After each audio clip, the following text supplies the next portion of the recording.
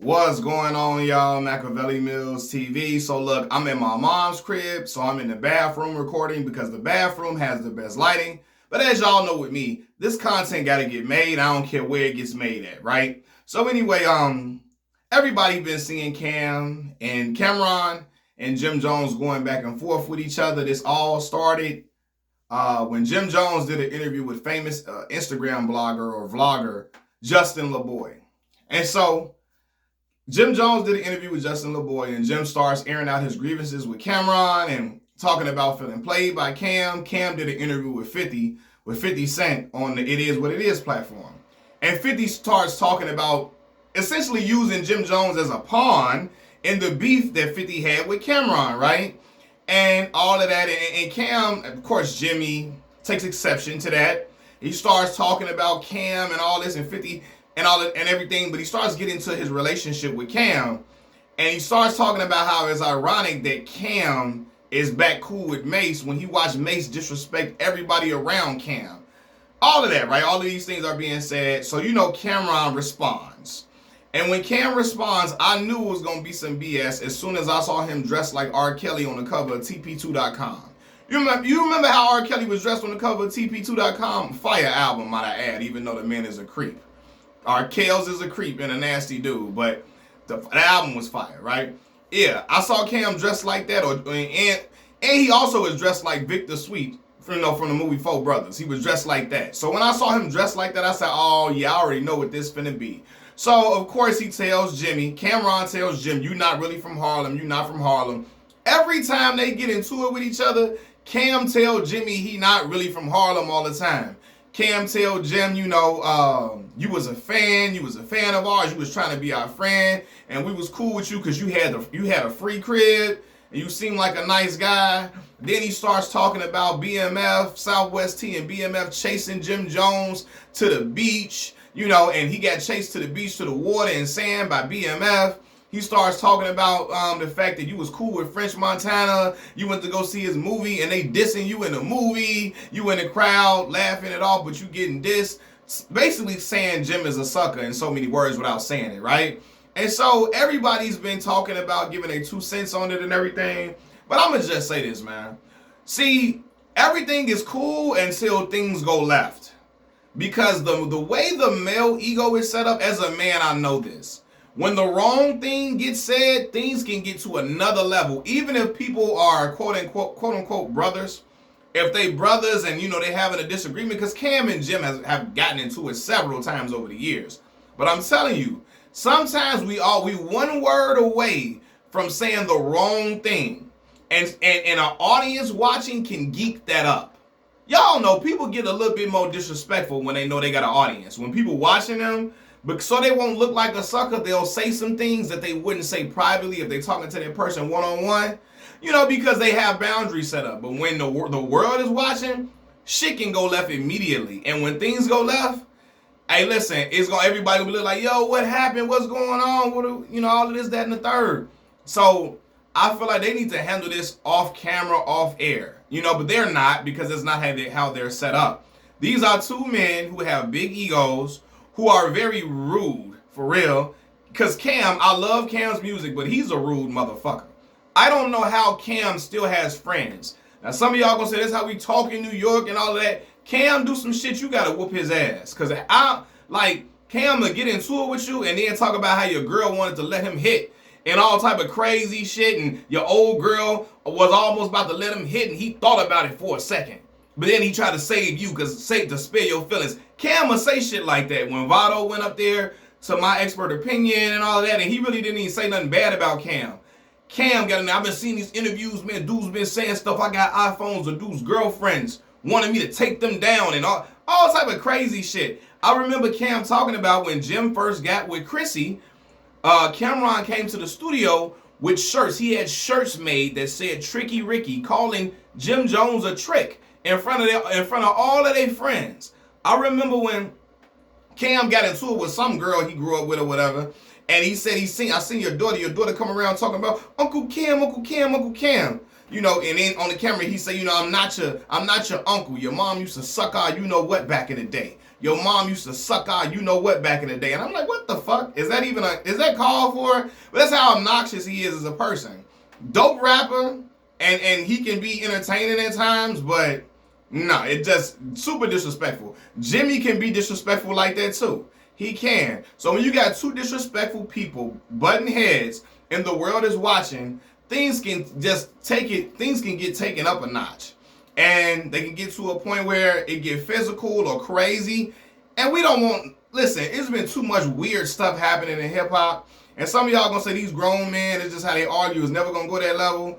It's never gonna go to that level. Sometimes you can never say never. We hope and pray it don't. But I'm telling you, somebody say the wrong thing, shit might get ugly. So they need to handle this behind the scenes and talk to each other one-on-one as men. All of this going back and forth on social media. Now Jimmy making music, making diss songs and everything. And Jimmy has grown to be a really dope rapper. Like for real. Like Jim elevated crazy as a rapper. I really enjoy his rapping. All like real talk. You feel me? All like it's been a thing. I'm like, damn, Jimmy can really, really rap. You know, and he wasn't the rapper.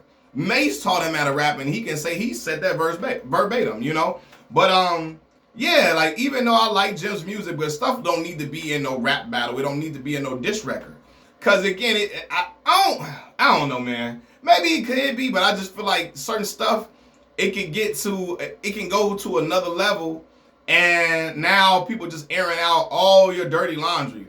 Brothers, one thing away from saying something, oh, I smashed your girl back in the day, or your old girlfriend used to do this and do. This how disrespectful these dudes are, you know. And somebody, you know, it gets super disrespectful, and then next thing you know, somebody going, you know, we one thing away from somebody going to the hospital, somebody going to jail, somebody, yeah. And I think whoever's close to them need to put a hand on one of them and say, hey, yo, cut this shit out, y'all. Y'all talk it out as men. Y'all talk to each other. Handle that behind closed doors and leave the public out of it. Because, you know, you got, look, Mase up there eating popcorn, laughing at it, chuckling, getting down, eating the popcorn, thinking it's hilarious. You feel me? Because, like, yo, he looking like, yo, it ain't my issue for real, for real. Even though he did talk about Mase too in there.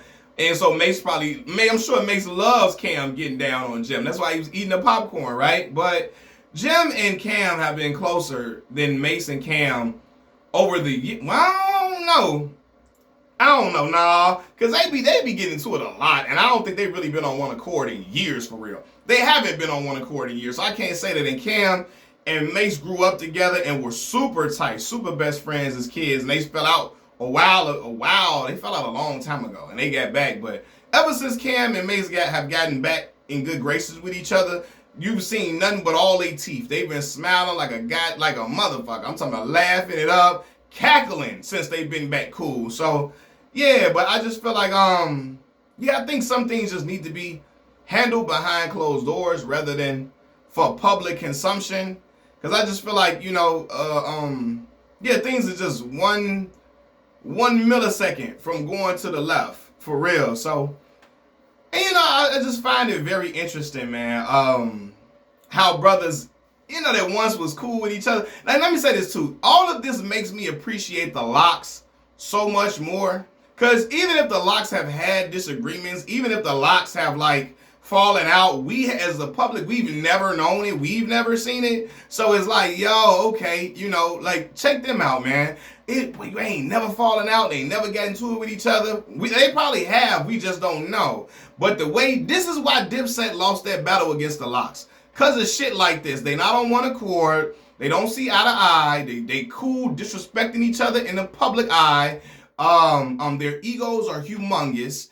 And they don't know how to back off and calm down and take a step back and say, yo, this is the wrong thing to be doing. They don't know how to do that at times. And this is why they're not a cohesive unit. And that's why they got mocked and mollywopped by the Locks. Even though I enjoy both of those music from both of those groups for sure. I enjoy both of them groups, man. Like for real. But that's why they lost the battle, the versus battle. But yeah, man, I just feel like you was once cool with each other like that, y'all can handle that in a different way. I've had a friend of mine who I got, you know, we weren't speaking for years. and neither one of us got on social media talking crazy about each other and airing out our grievances, calling each other names and sneak dissing and talking in code on social media. We wasn't subtweeting each other. None of that, and when we got back on the phone, we talked face to face, we were able to make amends, and things were able to be all right. Things were able to be okay for us. You know what I mean? So yeah, I just think it's a certain way they can handle that in a completely different way to where we're not privy of their conversations and all of that. Because again, when people have an audience, disrespect tends to heighten. I've seen dudes, I've heard of dudes going to go get a gun in arguments because girls were around and that person became very embarrassed because the girls heard him being disrespected. I've seen dudes, steal off somebody that they know they got love for because girls were around and other people and they didn't want to be embarrassed, and to save face they punched somebody and got into a brawl with a person that they really didn't want to get into a brawl with, but they didn't want to seem like a goofy or a punk in front of nobody else. You know what I'm saying? And this is how things go when people have a crowd around. So hopefully cooler heads prevail, all of this subsides, and they can figure out a way to make amends or peacefully exist without talking to each other, at least. Machiavelli Mills